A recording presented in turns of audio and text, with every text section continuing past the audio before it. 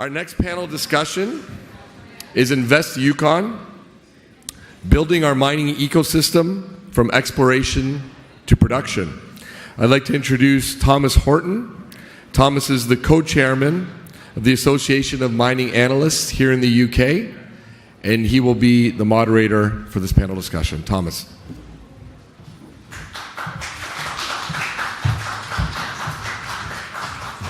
Thank you, ladies and gentlemen. As I was nicely introduced, I'm here to moderate the Yukon panel. So the topic of today's panel is about building the mining ecosystem in the Yukon from exploration to production. For those of you that don't know where the Yukon is, we are in London after all. It's a territory in northern Canada. It borders Alaska to the west and British Columbia to the south. And it's probably best known for the Klondike gold rush of the late 1890s. The Chilkat Pass is the famous route that the gold prospectors took to get from the coast of Alaska across the mountain ranges of British Columbia into the Yukon. And for those that you Google Gold Rush Yukon, there's some very famous pictures that sort of best epitomize that rush over 120 years ago of the famous golden staircase that the prospectors took, fully laden with gear, where they would climb the mountain and cross the pass on foot.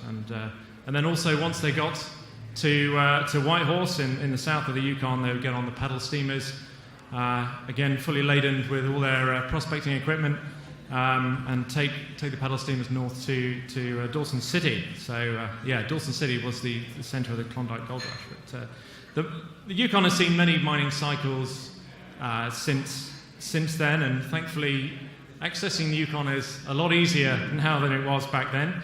And in addition, gold, although it remains a dominant mineral in Yukon's portfolio, the prospectivity does span much wider now than precious metals. So that's a little bit on the Yukon. The panel session is sponsored by the Yukon Mining Alliance. So I'd like to invite Anne Lewis of the Yukon Mining Alliance just to say a few words. Thanks very much, Tommy. For those who haven't had a chance to meet yet, I'm the Executive Director for the Yukon Mining Alliance. Our organization has been around since 2009, and it's really quite unique, and it's exciting to see other jurisdictions creating models quite similar to ours. But it's a collaborative industry and government marketing group that travels around the world to events like this with the sole purpose of connecting investors with the prospects that exist in Yukon. It's an industry-led group, and the group got together just during the new gold rush in 2009 to ensure that investors like yourselves could tell the difference between strong companies with good management, great geology, and the capital that was flying into the Yukon and just kind of landing anywhere. It was a really big staking rush at the time, and it was really exciting, but it was really important to be able to identify those companies who had the history and had the projects that would be going forward. So we had 6 companies that founded the Yukon Mining Alliance, and all of those companies remain active in the Yukon today. All of them advanced their projects. And what's really neat is the Alliance has actually grown from its founding 6 members to 17 members this year. And so to become a member, you have to, reach a certain project qualifications, market cap, and expenditures in the Yukon. So it's really exciting to see the jurisdiction growing up. And it's obviously been very exciting for us to have the majors there. So we are extremely pleased to partner with the government of Yukon. We travel with them quite a bit, and we develop our messaging to investors. There's 2 companies that are part of this panel today. There are 2 more advanced projects, but I would invite you to also talk with Chris Donaldson. He's with Western Copper and Gold in here, and Matt Turner is with Rockhaven Resources, and of course we've got the Yukon booth, so I'll pass it back to Tommy, but please connect with us at that afterwards as well. Thank you very much, Anne. Okay, so the format, how we're going to run this is we are going to have some 5-minute presentations, and then afterwards I'll moderate a bit of Q&A, and then we'll open it up to the floor. So our panel today, we are very privileged to have them. They will be representing the Yukon. We have an explorer, a developer, and a minister. So we will be discussing all things Yukon, and we have the best minds to tell you all about it. So Well, I suppose I need to introduce myself first. My name is Thomas Horton. I'm the VP of Project Development at Pembridge Resources. Pembridge is a special purpose acquisition company that's set up to invest in mining projects with a view to own and operate. And we recently signed an SPA with Capstone Mining to acquire their Minto mine, which is an operating mine in the Yukon. So I know a little bit about the Yukon, but not as much as our fellow panelists. So we are going to go into 5-minute presentations. So the first person I'd like to invite up is Graham Downs. He is the President and CEO of ATAC Resources. Let's give him a round of applause.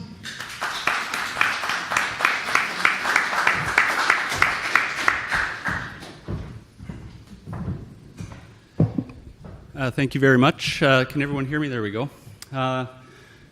Really appreciate the opportunity to be able to tell you a little bit about ATAC Resources. I see a lot of familiar faces here, but if you're not familiar with ATAC Resources, we discovered Canada's only Carlin-type gold mineralization in 2009. We're located in central Yukon, and we've recently done a joint venture partnership deal with Barrick for a certain portion of our ground. So I'll take you through it's a little 5-minute project. I would just quickly say that we have a lunch tomorrow where I'm going to be doing a much longer presentation. I think there's a couple spots left, so come and talk to me or Anne, and maybe we can squeeze you into that, okay? So there'll be some forward-looking statements probably be made. Just quickly, I don't have a huge deck on this. I would just say that I started my career about 23 years ago in the Yukon. I've never left. It's an exciting place to explore. It's vast, and there's incredible opportunity, immense areas of ground that have never been explored.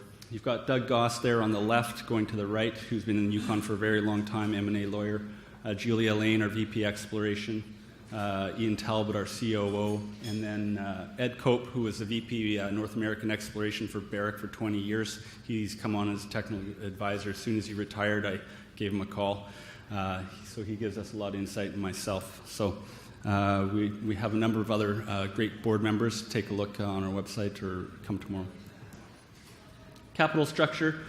We started the company in 2003. We've never rolled the company back. We've got 140 million shares outstanding. We've got 13 million, so we've got lots of cash. We're ready to go.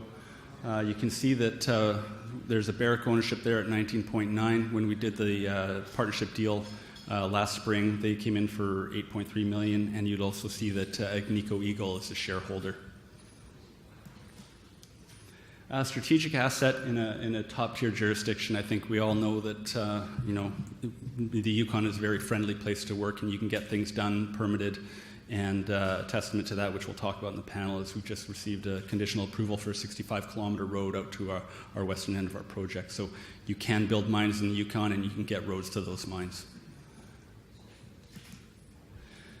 Zooming in on our project there, 185 kilometers long. You can see that it's been broken up into 3 projects. Going from left to right, you've got the Raw project, then you've got the Orion project, which is the ground that Barrick is earning in. The key thing about that is that was really early stage exploration that's going on there. And then the far eastern end in the green, and that's our Osiris project, and that's where we've done 95% of the drilling on the project. So we were able to keep our key assets 100%, and just we needed a little bit of help. It's a huge project, so we wanted to bring somebody else in to cover the cost of exploration. So that's what Barrick's earning in on. And you can see that they can earn up to a 70% interest for $55 million. Zooming in, I'll take you back. See the yellow and the green star? That's kind of where we're going to be looking at. Again, that's 185 kilometers. What you're looking at is arsenic geochem there, and on the right is the work that we've done. That's where almost all of the drilling has been done. We'll be zooming in on the Conrad and the Osiris area, and then I'll just take you quickly through some of the Barrick work. The key thing about this slide here is that you can see how large this ground is, and if you put that in context of the Cortez district, which is to scale, we are at the infancy of exploring this area, and there's an incredible amount of potential. We have some of the highest gold grades in the Yukon, let alone Canada. I think I might have the next slide here. The next slide, if it's in here, is looking to the left towards our Tire deposit 100 kilometers away. So just this ground had never been explored before we got out there for gold. This project has absolutely no royalties. We don't have to, there's no holding costs like in Nevada. There's gold mineralization at surface. It's an amazing place to work.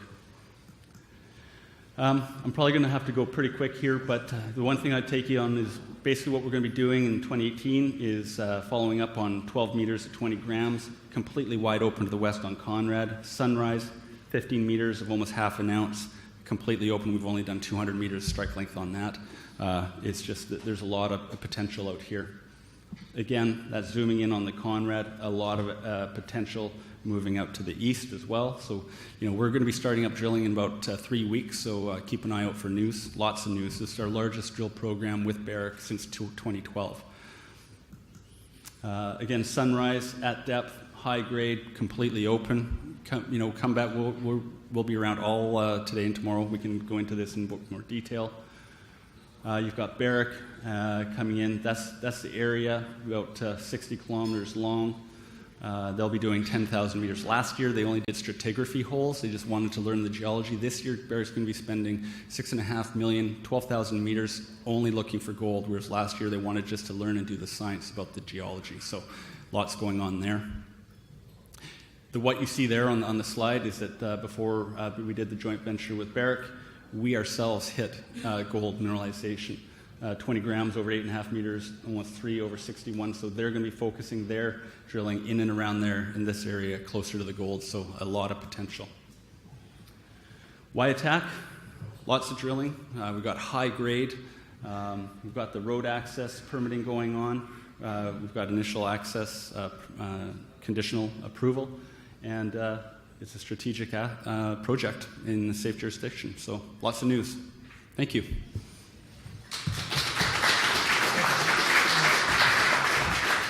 Thank you very much, Graham. I'd now like to invite up Clynton Nauman of Alexco Resources. Let's give him a round of applause.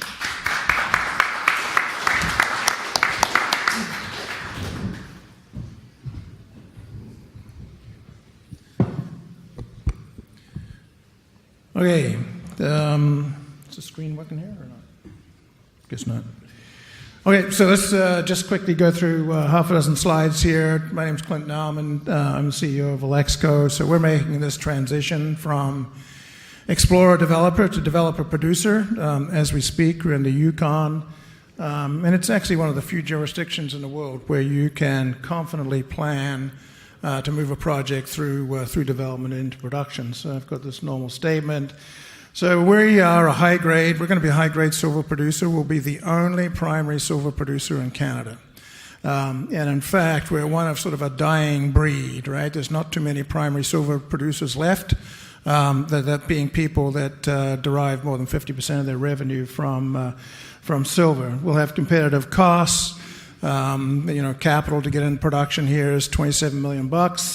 Our scalability is going to be an issue for us. We've got lots of tons and lots of ounces, and we've been very successful on the exploration front. So this is what we're heading for. It's what's in the current mine plan: 1 million tons of material, average grade of 843 grams per ton silver. That's diluted head grade, and about 8% combined lead zinc. So we produce a lead concentrate and a zinc concentrate. Most of that material is coming from those two deposits on the left-hand side, the Flame of Moss deposit and the Birmingham deposit, at anywhere between 600 and 1.2 kilograms per ton silver. The schedule that we're working on presently, we're working away quietly, started in September, October, had about 1,400 meters of underground development to do. We're 550 meters into that at the present time, completing the first decline. We have a second decline to drive. We'll start that in the next couple of weeks. We'll be doing some underground drilling. We're going to upload everything into a pre-feas. And at the same time, we have crews working in the mill, recommissioning and rehabilitating the mill. So we have 50 people on site and have had so through the winter. This is what the production profile looks like, more than 900 gram head grades on the front end. Production is anywhere between 3.5 and 4.5 million ounces per year. So even for a small operation, 400 tons a day, it's relatively, that's a fairly material number. All-in sustaining cost in today's market, $950 to $1,050 per ounce. This is just a schematic of the Flame of Moth deposit. This was a discovery we made in 2013. It's about 1.7 million tons right now, 700,000 tons in the mine plan at more than 600 grams, 700-meter decline to drive here, and we'll be starting that decline in the next couple of weeks. We're currently finishing up the Birmingham decline. This is about 550, 600 meters. This is a spectacular discovery, probably the only silver deposit in this district that's a complete deposit that's been discovered. The top of it's about 150 meters from the surface. Once we finish that decline, we'll spend a couple of months drilling it off in detail. We'll probably drill it down to 5-meter centers, simply because the grades are multi-kilogram. This is our processing facility where we do conventional flotation, and certainly the most valuable product we produce is the lead concentrate. That lead concentrate's a 65% lead product with 16,000 grams per ton silver in it. Without doubt, the highest grade silver-bearing lead concentrate in the world. We also run a secondary business that grew out of our acquisition of the Keno Hill district at the Alexco Environmental Group. We are active in Canada and in the United States. This is a nice business, throws off cash. And we have plenty of money to continue doing what we're doing, and we have a credit facility standing behind us as a backstop. So that's about it. We have a number of near-term catalysts that we'll be talking about here over the course of the next month or two. Cool. Thank you, Clint. And last but by no means least, we're very privileged to have the Deputy Minister of Energy, Mines and Resources from the Yukon government, Stephen Mills.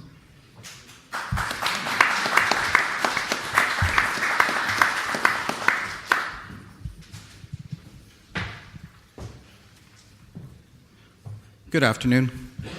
I'll be flipping paper because my iPad is in lockup at the front there. I just wanted to, it's a real pleasure to be here. It's a pleasure to be here to support our industry partners. And importantly, I really do appreciate our industry partners working with us as we develop responsibly the Yukon territory. I'm a member of the Vantapuchin First Nation from the North Yukon. Prior to taking on a role as Deputy Minister, I was a treaty negotiator for about 20 years in the Yukon with First Nations. I also chaired and headed up the Yukon Environmental Assessment Body, the Yukon Environmental and Social Economic Assessment Board, for a few years. And now I'm working and very happy to be with Energy, Mines and Resources. I do want to go through a bit of a presentation here as quick as possible. The social economic history of the Yukon dates back about 30,000 years, plus or minus 6,000 years, but I'm going to jump ahead to the gold rush, if that works for you. There are perceptions, and I think the perceptions remain with some about the Klondike. Our mining history is anchored in the Klondike until most recently that was a vision that people had. There's also some TV shows that people might watch that stick us back at that time, but we are a very progressive jurisdiction. We are a frontier jurisdiction with a huge amount of opportunity. You can see on the graph here, I just wanted to go back over the last 35 years. You can see as we cycled through the markets that we would hit lows and we would usually peak at about $50 million. This all changed in 2006, where we had the highest level of exploration in Yukon's history. It was triggered in part, or a large part, by the discovery in the White Gold District. You'll see there that we hit exploration expenditures of $300 million in 2010. We dropped down, but you'll even see at the lower value now, we've sort of come up to a new level where even, even at our lower levels right now, we're still higher than that $50 million mark. So we've kind of set a new level here. Last year, first when we started in 2017 in February, Natural Resources Canada estimated about expenditures around $70 million. We ended up at about $165 million for the year. This year, Natural Resources estimates are around $170 million, and there's lots of excitement, so it'll be interesting to see how accurate that number is. I also wanted to talk a bit about this, that you can see historical production on this table, and then also look at the new resources. since 2007, just to get an idea about where we've come. And these are 43-101 compliant reports. But the key takeaway message is that in one single exploration boom cycle, our metal inventory increased substantially, and newly defined resources eclipsing historic production. This map shows the Tatina Gold Belt extends from central Alaska through Yukon. It's characterized by abundant gold occurrences. At one point, people thought it was sort of all the same. What we found through work with the companies and our geological survey is, in fact, we're starting to see that there are at least 6 distinct mineralization events throughout this belt. And I think that's quite exciting as we get more and more information. I would note now that this map is up and when you see the exploration figures that we have, only 12% of the Yukon is subject to mineral claims at this time. So we do have 88% of the Yukon that does not have claims in place. Some, of course, are in parks and that, but there's a significant opportunity for ongoing exploration activity. I also wanted to speak briefly about some of the investments that we as a Yukon government are doing to support the companies. We do have a very active Yukon Geological Survey. We're making investments in numerous areas, includes geological mapping. The map on the right shows the 3 ACES area, claims area, and that was 3 years ago. And we've done some additional mapping work.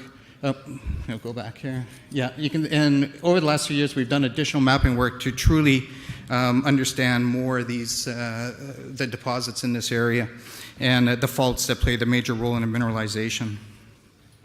We also provide funds through our mineral investment.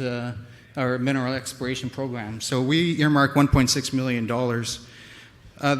And I'll just flag, and this, the program, it's very successful. The grants leverage about $3 for every dollar spent by the public. Projects that lead to discoveries will get additional or eligible for additional resources. The first soil anomaly with the Coffee Gold Project was discovered in 2004 with the $15,000 YMAP grant. The property was purchased by Gold Corp in 2016 for $520 million, showing how big an impact a modest investment in public funds can have.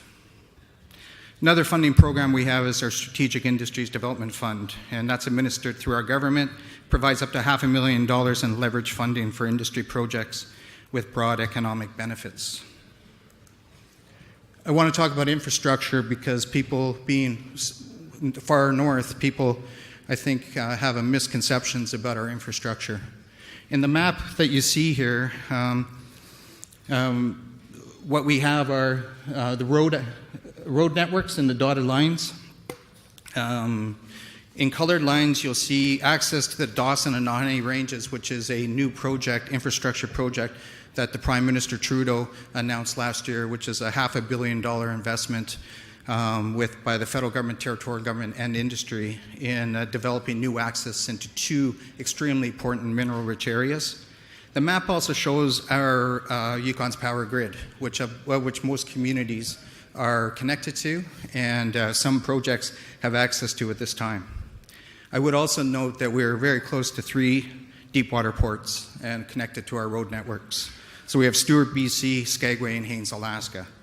So while we may be up in the northern Canada, we have a great infrastructure that's set up that's very close to all the roads, including, as Graham's talked about, the pending road with regards to their property and Clynt's properties as well are all on the road networks.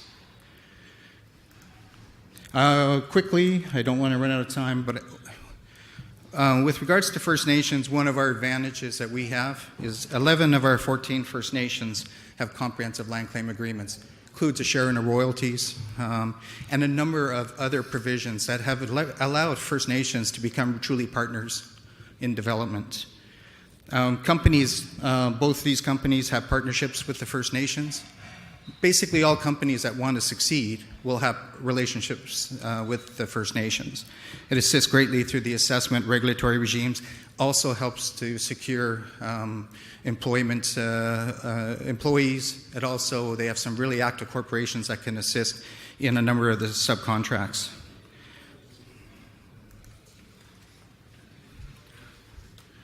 Now, I know some folks here, it's gold, but also I just wanted to talk about the concept. This is beyond gold as well. In summary, we are a frontier jurisdiction, but we have exceptional mineral investment opportunities. We are seeing growing interest in base metals, including the interest in zinc and, of course, copper. The boom cycle in the last decades saw the highest level of exploration in Yukon's history. Mining, what's important, is absolutely a key contributor to our economy, and for that reason, we support mining and First Nations support mining. It is an opportunity for First Nations to increase their standard of living if it's done properly. It is an opportunity for First Nations to increase their education levels. And I guess what I would just finish with is the fact that we do have world-class mining deposits. We have significant infrastructure, and again, we do have a solid government support, both First Nation governments and the Yukon government. So I do encourage everyone here, if you have questions, but I do encourage you to be part of what I think is a very interesting jurisdiction to do work. Thank you. Thank you, Stephen. Okay, so I think by my estimates we have about 20 minutes of 10. Oh, well, we've got 20.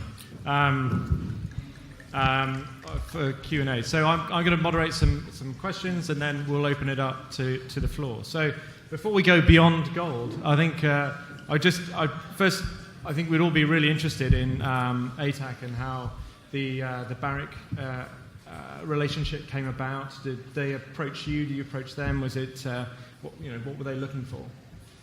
Yeah, thank you. I mean, when we first made our discovery at the project, clearly Barrick has been mining Carlin-style mineralization, and initially when we found it, the geological world was like, nah, there's no Nevada-style mineralization outside of Nevada. It just doesn't happen.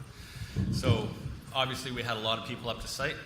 Barrick was one of them, and we just started our relationship from there. And they've always been really good to talk to, give us advice, back and forth throughout the years. And eventually in the downturn, through our discussions, I just said, listen, we're going to be looking to do something. It's hard for us as a junior to be able to, we're spread a little bit too thin, and we have part of the property, would you like to talk about getting involved? And then quite simply, it's quite easy. Both of us are have the same goal, to find gold, and lots of it. So we sat down and said, what's going to work for you? What's going to work for you? And we worked this out, and it's working quite well, and it's a great partnership. Good. And do you think there's anything on a sort of a bigger scale that the majors are looking for within the Yukon? I would like to think that stable jurisdictions where it's easy to work. I think that's something that you probably see, any company gravitating towards. It's hard enough to find a gold deposit, let alone finding a good one in a good jurisdiction. So if you can kind of get the bad jurisdictions out of the way and really focus on if you really do find something and it's meaningful, that's all you have to worry about is getting it out of the ground. Yeah. And so Stephen, you obviously had conversations with the various larger investors that have come through, Agnico, Gold Corp, Newmont, as well as Barrick. Is there a sort of common theme of what they're looking for within the Yukon and looking to you to provide support for? Well, I think first and foremost, some of the work that's been done through the Mine Alliance companies, the Yukon government, we've been front and center partnering for the last number of years, and I think that we've been paving a way towards people recognizing that the Yukon has a brand and it's a good place to do investment. So that's one, and that's worked quite effectively with companies and attracting them. The second element is we have great geology. We also have great relationships with First Nations, and I think that that's been an important aspect, and which is an ongoing conversation that we have, the question about regulatory stability. We have an assessment regime, the Yukon Environmental Social Economic Assessment Board. It's the only regime that exists. Canadian Environmental Assessment Act does not apply in Yukon. There cannot be a pop-up of SIA as it can in other jurisdictions in Canada. And so for a number of reasons, there's some certainty that you have one assessment regime and a regulatory regime that's predictable. And I think that all of those together plus the strength of the juniors and some of the juniors that have been operating for many years. I think all of that together, I believe, has been able to attract the majors. And so we've gone from a few years ago with none up to with 5 majors now on the gold side, and that's really important. It's been the last 3-4 years have seen a significant change in the investment climate. Interesting. And Clynton, I mean, I know you have some very high-grade silver, but essentially you have a base metals deposit, and the deals that we've spoken about are precious metals. Do you think there is the level of prospectivity in the Yukon that will attract the diversified miners, or do you think it's still maybe a little bit too early? Well, that's a good question. You want my geological answer? This is totally technical, right? There's a group of rocks, in the Yukon that travel all the way down through Alaska and into British Columbia, and they host some of the biggest base metal deposits in the world. And that there will be major discoveries in the Yukon is not in question. It's only a matter of when. And the interest and direction that's headed in that direction. And talking my own book, we produce base metals, lead and zinc. It's it's 20% of the total value of the product. But very few people are aware of what's going on in the base metal business at the present time. Pembroke aside, acquiring copper deposit here. But I can tell you that it's a miner's market in the base metal business in terms of concentrate production and the interest in base metal smelters around the world to lay their hands on base metals. And so, I see it as a very, very important part of the future of the Yukon. Okay. So, Graham, you're an explorer, and you probably spend a lot of your time in a helicopter traveling around. But people have this impression of the Yukon as it being large, Arctic, and quite challenging to get about. Do you share that same opinion? I don't, but I understand it, because the Yukon is vast. But I would argue, our ability 6 years ago to be able to build 2 airstrips on our project and permit a conditionally approved 65-kilometer road. I mean, we envision our project to be road accessible. When I look at our project, I look at the Yukon. Mayo's the coldest place in Canada sometimes, but man, it's also the hottest place in Canada. I mean, you get 6 to 8 months easily to work in the Yukon. And the beauty of our project is you've got big, broad valleys. The infrastructure is not going to be difficult. You're not in none of it, or not. I don't want to nothing against none of it, but I mean, we're not in the Arctic. And if you get the chance to come up to the Yukon, from May to September, October, you can get anywhere. And no, absolutely not. Right now, I think we had to do those airstrips because it's getting harder and harder to find gold deposits around the world, and you need to go out a little bit further to get them. But at least in the Yukon, you got a chance. Well, not a chance. I've proven it. We have a 65-kilometer road that's conditionally approved. We'll have that in a year and a half. So no, the infrastructure's coming, and Stephen and the team and government is fully back behind us. They completely supported us and helped get that road permitted. Good stuff. And can you drill all year round? You can't drill all year round. It's too cold. And just because we're in a little bit of the alpine, you can. It's just not worth it. We put more drills on in the summer. You actually need a bit of a couple months break to see what you have and do the work needed and get started up again. So. And what about your experience in actually developing a mining operation? So Alexco will be in production this time next year? I'd hope so. Well before that, either the fourth quarter or the first quarter, depending upon a number of issues. But infrastructure support, courtesy of Stephen and other people, has been great, and it's just a terrific place to work. And as far as I'm concerned, it's one of the more efficient, cost-efficient places to work. And in terms of moving a project from the exploration stage to the production stage, which we have done previously in the Yukon,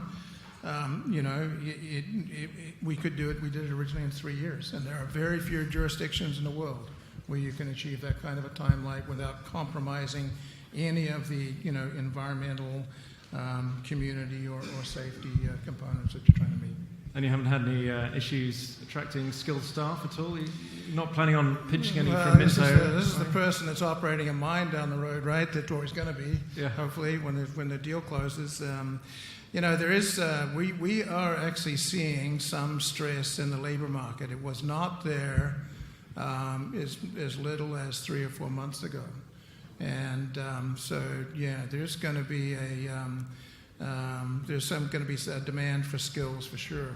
On the other hand, we spent 2 or 3 years supporting and in some case managing and leading training programs, in the Yukon and elsewhere, and hopefully that's it's going to mitigate that stress somewhat. And Stephen, so the guys mentioned about, you mentioned yourself about the mapping that you're doing and also the infrastructure, the roads you're putting in. Are there any other plans to support the mining industry within the Yukon, or any other ways in which the Yukon government is supporting the mining companies outside of infrastructure? Yeah, I mean, thanks for the question. I mean, and it kind of carries on with what Clynton was talking about. We have been a big supporter. Industry's been part of that, and First Nations with the establishment of the Centre for Northern Innovation in Mining in a partnership with Yukon College. And this training institute is a place where all the companies and First Nations and the government can train and provide more technical training for people that want to work in the industry. Yukon government does need to look at and work with our First Nation partners especially. Our unemployment rate's the lowest in Canada, in the Yukon, but that means there's also a fairly large non-participation rate.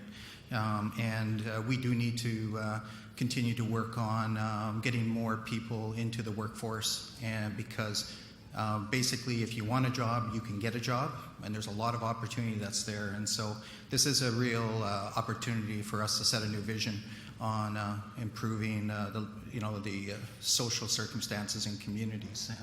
So I guess that's the second side of it. We are continuing to work with First Nations and have signed a memorandum as well with all the First Nations in the Yukon about trying to look at ways to improve the mining legislation and how the process works. So that's more efficient and meets the needs of the First Nations, meets the needs of the Yukon government and industry as well. So we can always improve the regulatory and assessment regime, and we need to be able to continue to try to do that and do it. But those are some of the things that we're looking at as a government. Okay, interesting. And so, Clynton, I'm quite interested in your business model. So, Alexco, you're developing, you're remediating an old mine and developing it back into production. But also, you have Alexco Environmental Group, which sort of sits on the side. I'm quite interested in how those two businesses have worked together in bringing Keno Hill into production. Yeah, it is somewhat counterintuitive. We do run two businesses, really we got our start quite some time before we bought Keno Hill, but we were the preferred purchaser of the assets at Keno Hill from the federal government of Canada. At the point of purchase, we own the assets and the liabilities at Keno Hill, subject to an indemnification against the legacy liabilities at Keno Hill. It's a very progressive business model, and there's representatives from Canada, the federal government here, and I will say that there's a very talented group of people at the federal level in Canada, both technically and on the policy side. And really our roots in that business, go with Canada and the partnership we've had there to clean up the legacy liabilities at Keno Hill. And then beyond that, we have expanded that business into brownfields remediation in both Canada and in the United States. So the two sides of the business work together tremendously well. There's overlap on the engineering side. Not so much on the science side. The science that my engineers do is not quite the same as the science as my environmental guys do, by far. But the business works together, very well, all housed in the same place, and a lot of synergy and collaboration between the groups. Okay, interesting. And so this could be a sort of a new business model then. remediating old sites and taking on the liability. It's quite interesting. The thesis is that there are a number of valuable assets around the world that are hidden behind environmental problems. The issue is liability transfer, and so nobody wants to attack these projects that have environmental problems because they get hooked with the liability. We think that we have a business model that goes partway towards resolving that liability transfer issue, in addition to the fact that we're willing to shoulder some of that liability so long as we can mitigate the risk in terms of cleaning up whatever project it is to unlock the value that's underneath that property. So, yeah, it's a model that's working, and we're pretty excited about it. Interesting. So, Stephen, are you actively looking to the private sector to help remediate mine sites? I think there's efficiency in looking at the private sector. As you might know, governments aren't always efficient. And one of the things, a similar model is with Mount Nansen, which is another site which we're out for sale. We're working with Canada and Little Salmon Carmacks First Nation to look at what to do with that site. We also have a number of these sites. Remember, these were when the federal government was responsible for the regulatory processes. And we, first of all, we're trying very hard not to create new sites with these long-term liabilities. So we have to ensure our regulatory process is quite efficient. We do have some of these leftover sites, and a very significant one is Faro. And a lot of things you'll hear in Faro in many meetings is we don't want any more Faros. Whether it's a 1 million or 1.5 million or 1 billion, 1.5 billion or 2 billion liability. We are currently working with the Ross River Dena Council, the most affected First Nation, to come up with new partnerships on how to look at a long-term closure for that site. So, we are definitely, and I consider the private enterprise also, of course, as First Nation development corporations. So we are currently, when we have small contaminated sites identified, we usually contract with the development corporations for them to do the cleanups on these sites. And that's a good way to continue that partnership with First Nations. Okay, thank you. I hear I've been told 2 minutes, which is probably now 30 seconds, but if there were any questions from the floor, if you'd like to ask any. Oh, gentleman there. So, Minister, you showed very nicely the amount of exploration spend that's been used over the last decade. It's $5 billion has been spent. But if I'm right in thinking, there's only one producing mine at the moment in the Yukon. So with all that, is that a bit of a disconnect? There's been an enormous amount of money spent on exploration, but you've only got one working mine. Why is that? Well, we currently have the Minto mine that continues to produce. We've had some that have started production and have stopped based on metal prices and a number of other factors. But what we are seeing is that exploration spend by companies, and with the majors coming in, which is just a solid increase as we move a number of mines towards production. So we have Clynton's mine for sure that is doing the work on the ground in order to get into production, and he can speak to his timeline. We have the BMC mine, which is moving forward through the assessment process right now, moving towards production. We have Coffee Gold, which is Gold Corp's project. We also have Western Copper, who is in the process now and has a proposal in order to do a panel review, but they're working quite significantly in there. So we have seen a few mines over the past sort of get going and stop, but we are seeing some momentum here with real investment and with real partnerships with the First Nations that I think de-risk these projects as they move forward if they're done in partnership with the First Nations. So for many reasons, Minto's operating, it's wonderful, it's great for our economy. The exploration expenditures are great. It's when we get into the mine development expenditures that we start to see some real prolonged investment that First Nations can develop businesses around, and same with other Yukoners. So I guess I realize that's an interesting fact, but it is a good place for the exploration, but we're seeing it a good place to actually roll out and build the mines and operate them. So. Yeah. Okay, we're certainly way out of time. Okay, I'd like to say thank you ever so much to Graham, Stephen and Clint for their time. Please give them a round of applause. Thank you very much.